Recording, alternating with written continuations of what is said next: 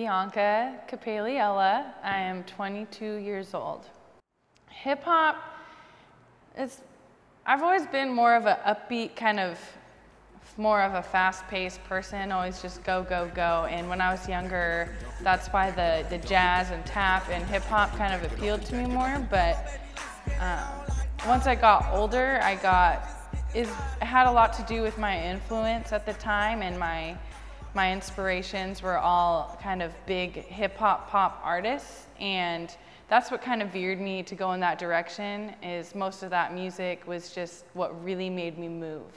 Hip hop stands out to me, and when I hear people say the words hip hop, I just think about like my passion and my work. And I know when I was younger, my inspiration was always my mom, because I know there was times when I would want to quit or not go to dance and just want to hang out with my friends, and my mom saw something in me that I didn't see in myself, and she would just never let me quit and just always make me go back and stick with it. And I'm really grateful for that, because it's turned into way more than just an after-school activity for me. It's turning into a career and what I love to do. And it wasn't until my senior year of high school, I was like 17 or 18 years old, that I started taking dance, my training, super seriously. I heard about the audition through the internet, and I went out, and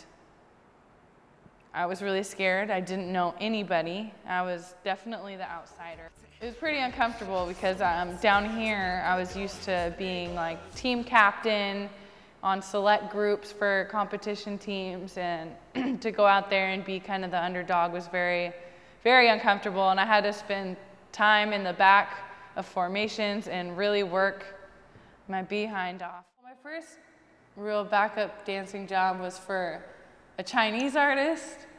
So his name was JLdoc. I lived in China for 3 weeks, touring with him. So this past year, I've got to do some work with an artist named Macklemore, which he's more geared toward kids my age, like college kids. I would say my biggest obstacle has always been finances. It's really expensive to drive from Tacoma to Seattle like 5 days a week. The thing is I go through phases where I just cut out certain dance to save money, but every time I do that, I just realize how worth it is, and I'm able to do what I love every day. I've never been more happy.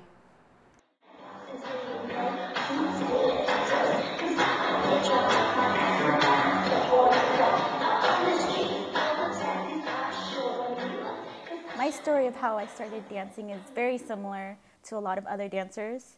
My mom put me in ballet class, and I was really young at that time, so I didn't really understand the full depths of dance.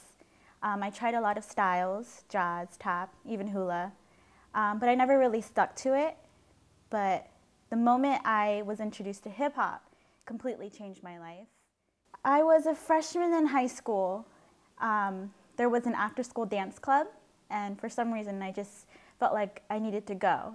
And when I went, I remember, I will never forget this, but I saw a girl there, and she was dancing, and just the way that she was moving, just the way that her mind and her body connected to the music, it amazed me. I'm sort of on a dance break right now. When I first quit my crew, it was mainly because I couldn't really handle everything that came with the dance life.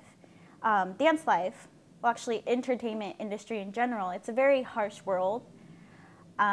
You're always being critiqued, you're always being criticized or compared to other dancers and other artists, really.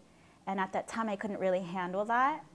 And that's why when I go back, I want to make sure that I do it for a purpose and do it because, you know, I want to express myself, not because I want to be better than this other person. And that was probably my #1 obstacle, is being, you know, my own identity and finding my own path. My #1 inspiration is really the people that I dance with. I love being able to share a stage with people who, you know, value the same things as me, you know, that passion to perform, that passion to really inspire others as well, just like I was inspired when I was first introduced to dance, and more specifically introduced to hip hop. So my inspiration is to be an inspiration to others around me as well. First time I was really involved with dance, I was actually in college, and I wanted to advance myself, so I started taking classes in Seattle. I joined a crew under choreographer Kalani Marks, and he made such a huge difference for me too. I joined his crew, PG, Physical Graffiti, and I don't know, like everything was completely different. It was good and bad at the same time, but it's just another learning experience. My number one achievement is really socializing with people that I've met. I've really made some great friendships through dance and my crew, and not just my crew, but other people, other dancers who thrive for the same thing as me. And I would definitely say being able to use dance as my own identity, because my parents never really supported me with it. They still kind of don't, but it's something that I always knew I wanted to do, and nobody's going to stop me from doing it, even my own parents.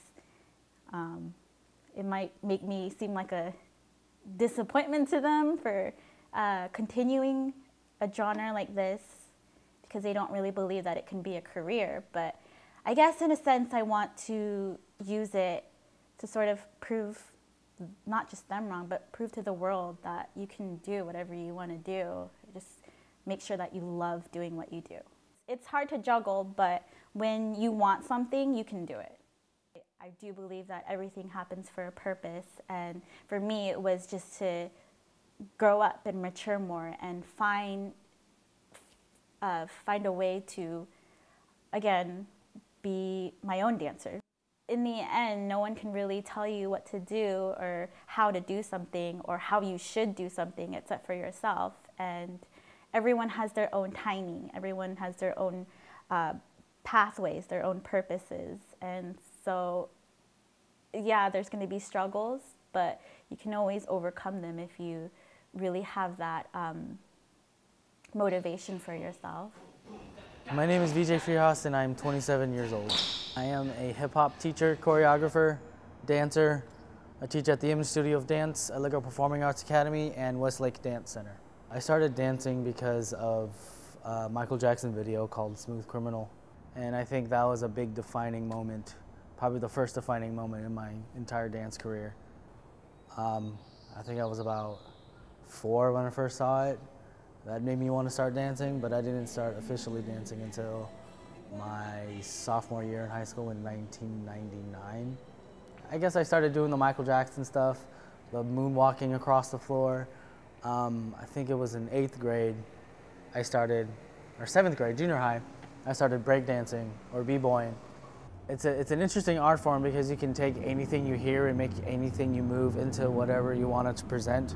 I mean, without music, we're just mimes, but since dancing goes so hand in hand with music, the music moves me.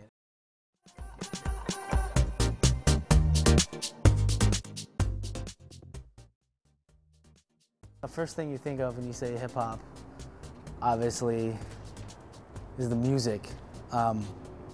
But culturally, it's the 4 elements: the b-boying, the emceeing, the DJing, and the graphing.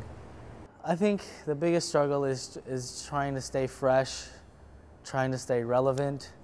We're our own worst critic, so there's always like a doubt of how good you are, how well you can do. You hit a plateau sometimes. You don't know how much better you can become. But I think it's those moments that show your true passion for it, where you push through it. As far as my hip hop goes, or what I define hip hop as, is just what you want to do, staying true to yourself and expressing and presenting what you want to call your own.